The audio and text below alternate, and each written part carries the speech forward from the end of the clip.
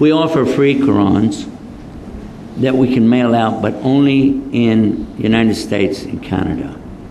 There's the only place we sent them. Why? Is because so many Muslims order it. And I tell them, well, can't you get one locally? No, I want one from you. It's well and great, you know, but it costs us money to send them out. Especially in Africa. We were sending them to Africa. It cost me $16.70 for the stamps to send it to Africa. And then I found out these guys are selling them. Pretty cool stuff. I would also like to work with you guys to have somebody here who will do that, and we'll arrange to have the Qur'an shipped into you. You'll have the Qur'ans in Malay, English, Tamil, Urdu, whatever languages you want it in.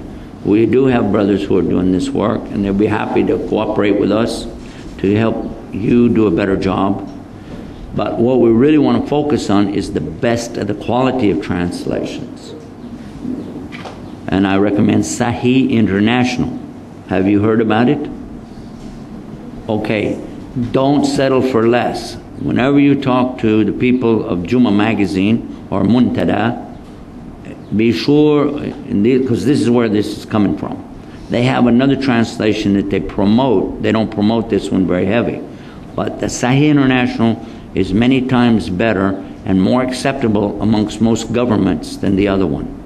The one they're trying to promote is very leaning, I don't say what group or anything, but it leans heavily toward an Arabic mentality. There we go. This is a nice way to say that.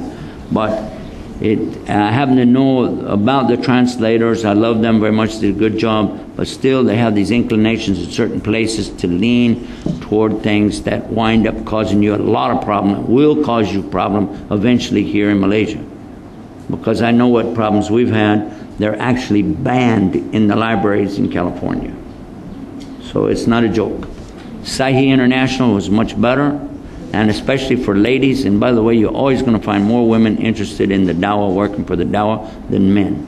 And partially because the women do have a way to operate out of home a little bit more of the time, and I'm not trying to hurt the feelings of the men, but do keep in mind that the women are a great resource for us in the dawah. They're able to achieve many times more than we are, simply because they have their networks working out and they know how to get things done. The men are getting kind of used to the 8-hour day, and women know it's from we say from sun up to sundown for us. For them, it's from can to can't. From the time you can until you can't anymore. That's how women have always had to work. It's never been any different. So I'll talk to you a little bit about this, and I hope, inshallah, that was a benefit. I should mention for the ladies that Saheeh International is translated by a woman.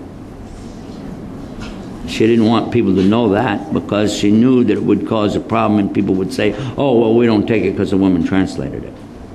But I know her personally, and she is an expert in the Arabic language. She's a convert from America, living in Jeddah. And in fact, her and her partner, they're both converts from America. They both live in Jeddah. They just sent me an email this morning to write a recommendation for the book. And even though, now after I give you the big sales pitch for the book, I'm going to say it's still not perfect. It's still not perfect. There are still areas in there that we need to talk about before you start saying the Qur'an says this or that. But it's not her fault.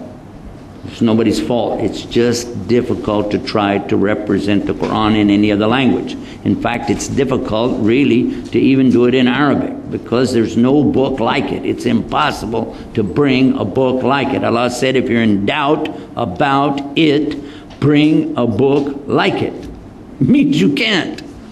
But Saheeh International is really nice, especially, and I'll show you a couple places just to think about it, is chapter 33 verse 35 and chapter 33 verse 36, Al-Hisab. And Allah here is telling about the Muslim men and women, the believing men and women, the fasting men and women, etc., etc. And you'll find that in almost every translation it's like that. And then it comes to this very important verse in 33,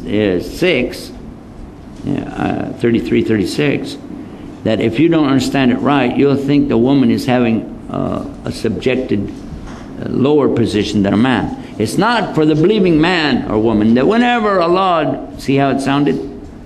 Whenever Allah and His Messenger have decided in any matter that they have any option in it, but they say, when we take it, all of it, it's from our Lord and so on. So it didn't say that. And the verse before it was to show you, I think, Allahu Alam, how important it is to make a distinction between men and women. Because it doesn't say men and women. It says Muslimina wa Muslimat, Sabarina wa Sabarat. Do you understand the difference? It said the believing man and the believing woman, the patient man and the patient woman, and each time there was the effort to go through there and not make it sound like you just threw them together, but for the sake of space and time and la la la la, and the fact that a man translated it. What's wrong with saying men and women? But Allah didn't say it that way. So if somebody took this much detail to give you this, you'll be surprised at the other details you'll be able to pull out. The other thing was, Sister Muhammad did in the translation was to make it so that the style in the English follows the style of the Arabic. So you're trying to learn Arabic, you see the style of how things come. Because very often when we read translations, we don't understand, how do you know that this is no longer talking about this subject? It just changed, and how does that work? And the double negatives that might be used, the negative coming first, etc. Wallah, Ballah. How does that work in English? And so she's bringing it, and it's really an amazing thing. You'll really enjoy it.